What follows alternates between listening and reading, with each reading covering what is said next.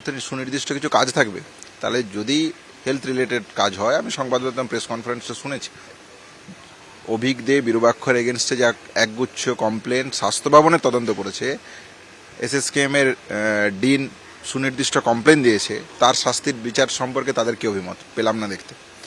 স্বাস্থ্য দুর্নীতি, এই ঘটনাকে কেন্দ্র করে স্বাস্থ্য দুর্নীতির যে চিত্র উঠে এসেছে আরজিকর মেডিকেল কলেজে, সেখানে আশিস পান্ডে, হাউস স্টাফ, সন্দীপ ঘোষ একজন প্রিন্সিপাল অভিযুক্ত, তাদের জায়গা থেকে এনওসির ক্ষেত্রে সেই সংগঠনের কি ভূমিকা হবে, যে সংগঠন বলছে মুখ্যমন্ত্রীর সরাসরি অনুমোদনপ্রাপ্ত এবং স্বাস্থ্য ভবনের সাথে তারা লিয়াজও মেনটেন করবে, তাহলে তো সরাসরি সরকারের মাননীয় মুখ্যমন্ত্রীর অনুমোদনপ্রাপ্ত সংগঠন, তাহলে তাদের কি অভিমত এই প্রসঙ্গে জানতে চাই।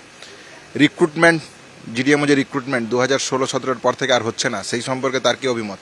সিস্টার রিক্রুটমেন্ট নিয়ে তার কি অভিমত। মেডিকেল টেকনোলজিস্টদেরকে রিক্রুটমেন্ট নিয়ে তার কি অভিমত। হেলথ রিক্রুটমেন্ট বোর্ডের যে দুর্নীতি, সেই দুর্নীতি নিয়ে তার কি অভিমত। তাহলে এই যে যাবতীয় যে প্রশ্নগুলো আছে, এই প্রশ্নগুলো সম্পর্কে আমরা তাদের সুনির্দিষ্ট কোনো বক্তব্য দেখতে পেলাম না। দ্বিতীয়ত দেখতে পেলাম না অভয়ার ন্যায় বিচারকে কেন্দ্র করে মেডিকেল কলেজ, সমগ্র মেডিকেল কলেজ যখন আন্দোলিত হয়েছিল যে বিচারের দাবিতে, সেই বিচারের দাবিতে নিয়ে তাদের মত কি, তারা কি মনে করেন